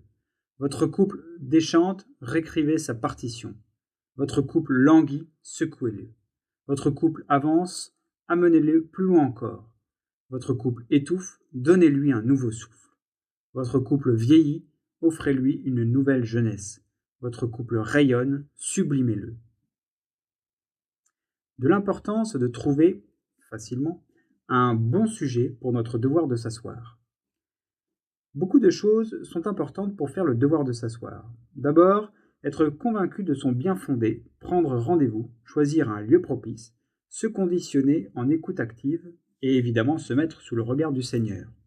Nous avons souhaité ici mettre l'accent sur le ou les sujets choisis pour ce dialogue si important pour chacun de nos couples en recensant différentes pistes pour ne pas se retrouver en manque de sujets, aborder des sujets qui nous dérangent, que nous n'aurions pas choisis a priori, renouveler la méthode pour varier les angles de vue et pour rendre l'exercice plaisant. De nombreux supports existent, chaque couple peut rédiger sa propre liste, à bien ranger pour le retrouver au bon moment. Notre objectif est ici de suggérer quelques pistes de support. Les propositions faites par les équipes Notre-Dame. Dans de nombreuses occasions, le mouvement propose des sujets et des temps de devoir de s'asseoir. N'hésitons pas à participer et, le cas échéant, à noter les sujets. Il sera toujours intéressant d'y revenir. Lors des événements, journées de secteur, rassemblements, formations, équipes brassées, avec le thème, il est presque toujours proposé des questions pour le couple en préparant la réunion. Dans la lettre des équipes, pour plus de clarté, les propositions de devoir de s'asseoir apparaissent désormais dans un encart à la suite d'un article. Il y en a souvent, cherchons bien. Sur le site internet des équipes Notre-Dame, dans l'espace équipier, rubrique documentation équipier, on trouve de nombreuses propositions. Citons par exemple le devoir de s'asseoir pour les nuls ou le devoir de s'asseoir sur les PCE ou encore le devoir de s'asseoir de l'été. Des propositions ludiques. La boîte de com du couple. Commencez par un défi, répondez au quiz, puis prolongez la discussion avec toute une série de questions. C'est une proposition que vous trouverez sur le site internet https://www.lesboîtesdecom.com/la boîte de com du couple. Et nous avons également 2 minutes de bonheur en couple. C'est un jeu de cartes créé par une thérapeute spécialiste du couple pour cultiver rire, complicité et intimité. Vous trouverez cette proposition sur le site https://www.2 le chiffre minute au pluriel de bonheur attaché.com. Un classique, écrire ses propres sujets. Avant de commencer le devoir de s'asseoir, ou bien juste après la prière, chacun prend un temps de son côté pour proposer des sujets, peut-être 4 ou 5. Il les écrit sur des petits papiers, les plie en deux, et avec les sujets de l'autre, il mélange le tout dans un petit sac. Pour échanger, le tirage au sort des sujets se fait au fur et à mesure. Un avantage, les sujets sont liés aux préoccupations du moment. Auparavant, bien se fixer la règle du jeu. Écrire les sujets de manière neutre, par exemple, sans cibler nommément un défaut de notre conjoint. Peut-être se donner aussi un joker chacun pour refuser un sujet. L'un des deux n'est peut-être pas dans de bonnes dispositions à ce moment-là pour l'aborder. Dans ce cas, reprenons rendez-vous. Un temps de rencontre à deux guidé. Beaucoup de propositions existent pour nous aider à dialoguer. Nous en notons ici 2 qui nous ont particulièrement marqués. Parcours Alpha Couple. 7 rendez-vous sur 2 mois et demi et des sujets tout prêts et bien présentés. Voilà l'occasion de 7 devoirs de s'asseoir pour lesquels les dates sont déjà fixées, donc non reportables, et plus rapprochées qu'à l'accoutumée, une sorte de condensé de dialogue. Vous pourrez trouver cette proposition sur https://espacealpha.org. Des stages de couple Imago. 4 jours pour découvrir une méthode pour prendre soin de la relation. Cette approche peut vraiment remplacer notre dialogue de devoir de s'asseoir. Une écoute plus profonde, une confiance dans les fruits et le déroulé de cet échange, et surtout la possibilité d'aller beaucoup plus loin pour nous connaître, nous accepter tels que nous sommes et nous comprendre. Une proposition que vous trouverez sur le site https://www.imago-france.fr. La météo du couple, enfin. Allez voir aussi la météo du couple, un questionnaire à compléter à 2 dans votre espace équipier. Ces propositions ne sont pas exhaustives et vous, quels sont vos outils, vos idées? N'hésitez pas à les partager dans le courrier des lecteurs.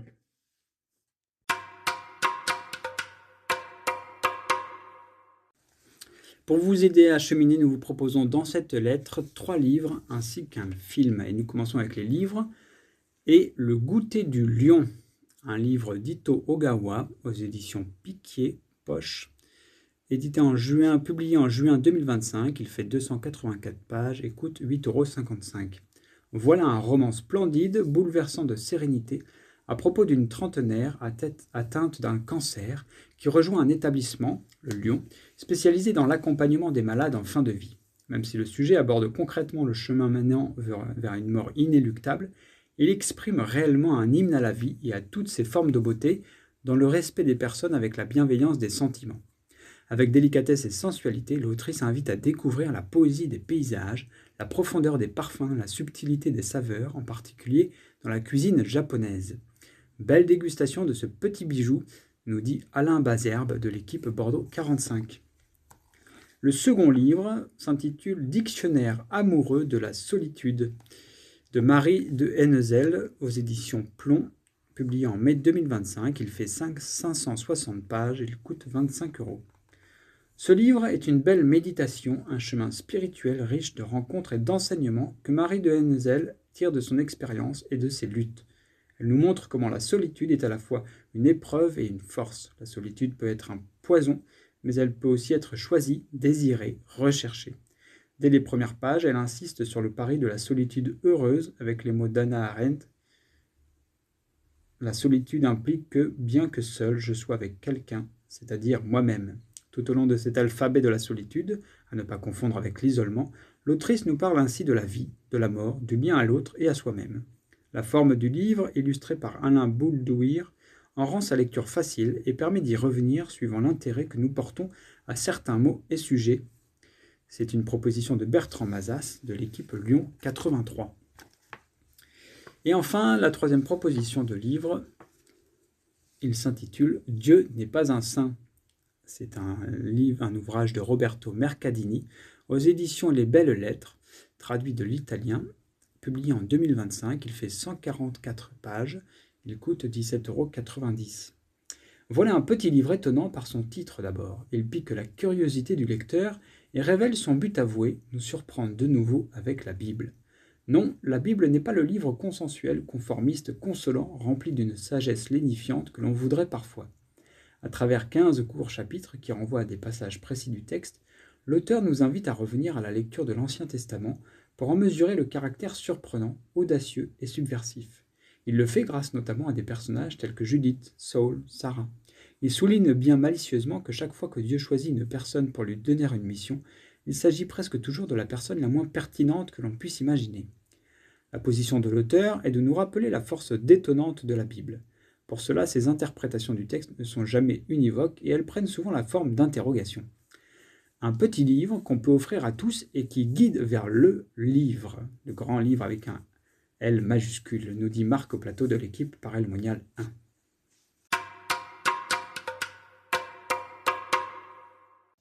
Bande dessinée Tom et Julie. Une seule chair. Chaton, je t'ai déjà dit que je préfère que les chemises soient à gauche dans la penderie. Écoute un peu. Le pain est trop grillé. Tu sais pourtant que je le préfère blanc. On vit ensemble, on est mariés. On est censé ne faire qu'une seule chair. Reste à savoir laquelle.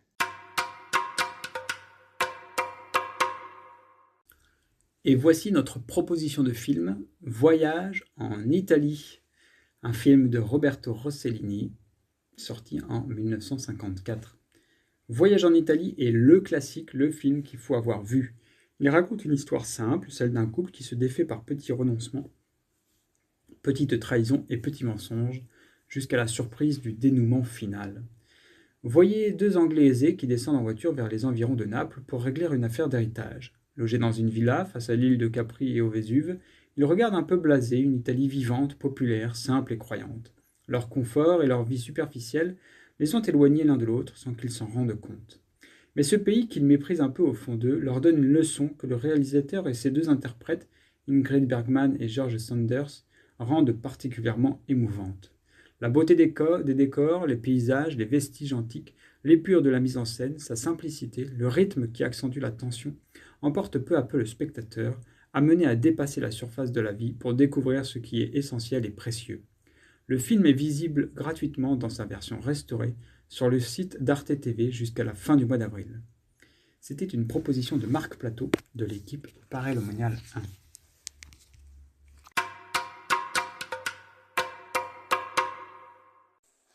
Prière de Pierre Lyonnais, SJ, né en 1906 et décédé en 1949. Seigneur Jésus, comment pourrais-je bien prier quand le mal m'écrase et que je n'en peux plus? Toi qui as connu le creux de la souffrance, toi qui es passé par là, aujourd'hui sois avec moi. Toi qui as fait face jusqu'au bout, aide-moi à tenir bon. Toi qui es vivant, viens prier en moi par ton Esprit Saint, et pendant que je traverse l'épreuve, fais passer en moi le souffle de ta résurrection. Rubrique Vie du mouvement. Nous vous présentons dans cette lettre la région Paris-Saint-Denis avec leur couple responsable de région, Marie et Antoine Delahousse, qui sont membres de l'équipe Paris 255. L'identité de la région. La région comprend 6 secteurs, dont 5 à Paris intramuros et 1 sur Saint-Denis. La région est plus ou moins coupée en deux. À l'ouest, de nombreux équipiers sur peu d'arrondissements. À l'est, une superficie plus grande et une densité plus faible. Mais chaque secteur a sa propre identité, une belle diversité. La région est principalement urbaine. Il peut arriver que des équipiers proches géographiquement ne soient donc pas sur le même secteur ni la même région à une rue près. La région est dynamique. Il y a beaucoup de mouvements d'équipiers, mutations professionnelles, départs en retraite, mais aussi des conseillers spirituels, jeunes prêtres qui étudient à Paris quelques années puis repartent à l'étranger, ce qui implique beaucoup de temps pour informer et affecter les nouveaux équipiers en début d'année. En conséquence, la région a 2 caractéristiques. 40% des équipiers restent dans leur équipe tout en n'habitant plus sur leur secteur et 30% plus sur leur région. Elle est également composée de nombreux jeunes couples ou retraités, mais proportionnellement peu de couples quarantenaires ou cinquantenaires. Avis aux amateurs. Les bijoux spirituels pour des idées de retraite. La région est extrêmement riche en lieux spirituels. Quelle chance! 2 sont particulièrement magnifiques et à mentionner, la cathédrale Notre-Dame de Paris et la cathédrale basilique Saint-Denis à Saint-Denis. Plus confidentiel, en Seine-Saint-Denis, Notre-Dame des Anges, à Clichy-sous-Bois, l'un des plus anciens lieux de pèlerinage datant du XIIIe siècle, est consacré à la Vierge Marie, pèlerinage auquel participent chaque année les équipiers de Saint-Denis. Une belle occasion de découvrir un lieu différent. Parmi d'autres lieux chargés d'histoire, la chapelle Saint-Vincent-de-Paul, rue de Sèvres, dans le 6e arrondissement de Paris, où se trouve la châsse contenant le corps de Saint-Vincent-de-Paul, dont l'histoire pourrait faire l'objet d'un roman. Dans la pratique, les retraites sont plutôt organisées à l'extérieur de la région, comme par exemple à Massabielle. Les bonnes idées des équipiers et des secteurs à partager sans modération. Plusieurs secteurs ont développé une attention concrète aux équipiers veufs et veuves du mouvement, notamment lors de leur journée de secteur. Par exemple, si un devoir de s'asseoir est organisé, une réunion brassée ou un temps de prière spécifique leur est proposé. La région a le privilège d'avoir la glacière. Sur son territoire, la glacière, c'est le nom communément donné au siège des équipes Notre-Dame à Paris, car elle est située au 49 rue de la Glacière, dans le 13e arrondissement. Un rassemblement des responsables d'équipe a ainsi pu être organisé dans ce lieu central des équipes Notre-Dame, avec un excellent accueil. Le mot des responsables des régions Marie et Antoine Delahousse de l'équipe Paris 255. Vos joies du moment. Nous avons la joie d'avoir à nos côtés des adjoints, Agnès et Philippe de Joigny, sans lesquels nous n'aurions pas pu mener notre mission. Ils sont irremplaçables et nous ont beaucoup apporté par leur bienveillance et leur efficacité silencieuse. Par ailleurs, nous avons participé avec un immense plaisir aux journées des secteurs de notre région et avons notamment été très touchés par la qualité de l'accueil des équipiers. Vos préoccupations. L'évangélisation, comment réussir à toucher les jeunes couples de nos paroisses et leur faire connaître les fruits des équipes Notre-Dame. En Seine-Saint-Denis, mais aussi dans l'est de Paris, il existe une population catholique Tamoul par exemple, qui ne connaît pas les équipes Notre-Dame. Comment toucher, informer et rejoindre cette population? Un message à faire passer? Nous remercions les équipiers de notre région et des régions voisines aussi pour leur générosité. Ils sont souvent sollicités pour accueillir, héberger, recevoir des réunions brassées lors des événements localisés dans la région parisienne. Rassemblements, formations.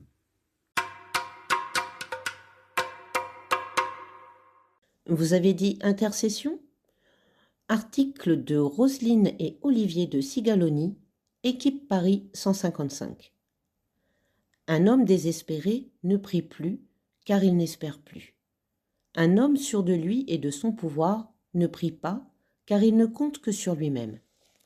Celui qui prie espère une bonté et un pouvoir qui dépasse ses propres capacités. Citation tirée du livre de Joseph Ratzinger, Regardez le Christ, exercice de foi, d'espérance et d'amour, des éditions Fayard 1992, page 80. Celui qui prie reconnaît qu'il a besoin de Dieu car il a conscience de sa faiblesse. Il croit que Dieu peut répondre à sa demande car il est bon, il est présent et il écoute. Mais alors, si chacun prie pour lui-même, pourquoi également prier pour les autres?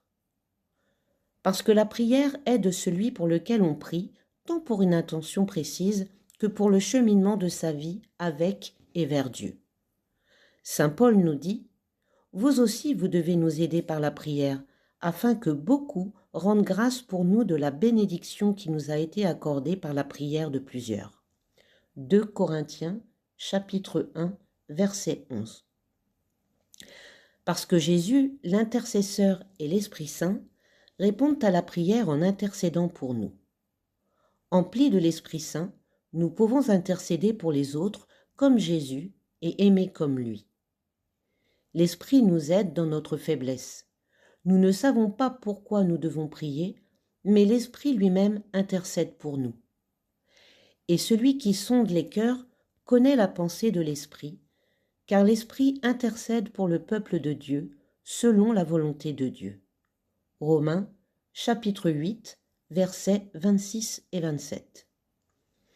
Parce que passer du temps à prier pour les autres augmente notre amour et notre compassion pour eux, pour ceux que nous connaissons comme ceux que nous ne connaissons pas, ceux que nous aimons comme ceux que nous n'aimons pas. Vous l'aurez compris, l'intercession est un cadeau que nous fait le Christ pour faire grandir notre foi et notre amour, tant pour lui que pour tous les hommes. Alors, n'hésitons pas à en abuser. Vie du mouvement international. Père Augusto Garcia, conseiller spirituel de l'équipe responsable internationale. Le prêtre dans nos équipes, une nécessité et une chance. Le mariage et le sacerdoce se rencontrent comme les deux dimensions de l'alliance.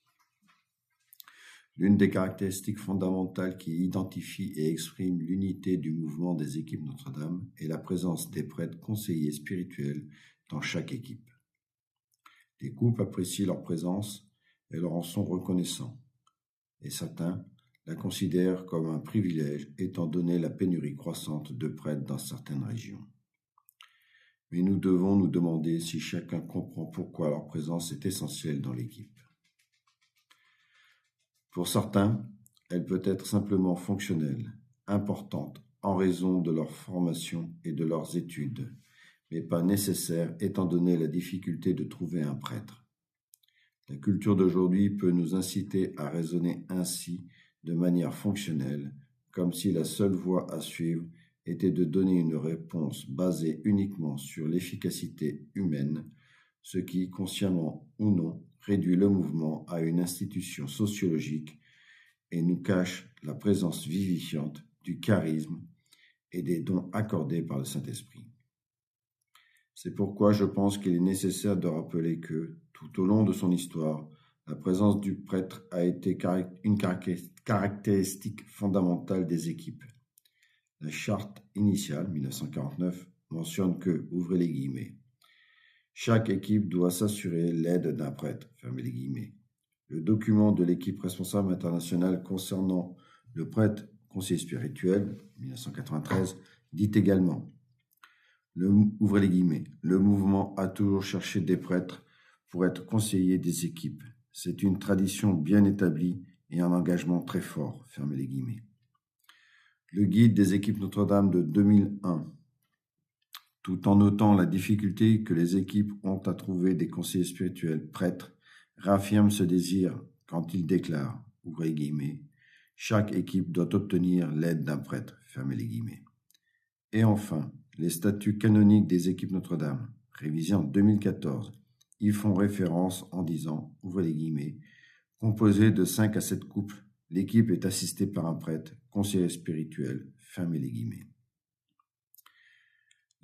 L'argument du mouvement, ouvrez les guillemets, tradition bien établie et un engagement très fort, fermez les guillemets, de maintenir la présence des prêtres comme caractéristique fondamentale est clairement très valide.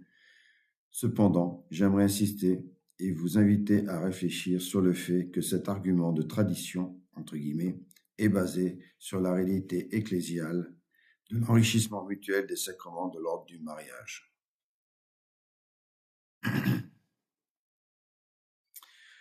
Ces deux sacrements se complètent pour donner vie à l'Église. Dans les deux cas, il s'agit d'une alliance. C'était l'intuition du père Caffarel quand, pendant la prière de l'équipe, une des femmes dit à Dieu, Seigneur, ouvrez les guillemets, Seigneur, nous te remercions pour le mariage de nos deux sacrements, sacerdoce et mariage. Fermez les guillemets. Face à cela, le père Caffarel, dans son intuition de fondateur éclairé par l'Esprit Saint, n'a pas douté de sa profondeur et a conclu par sa propre réflexion.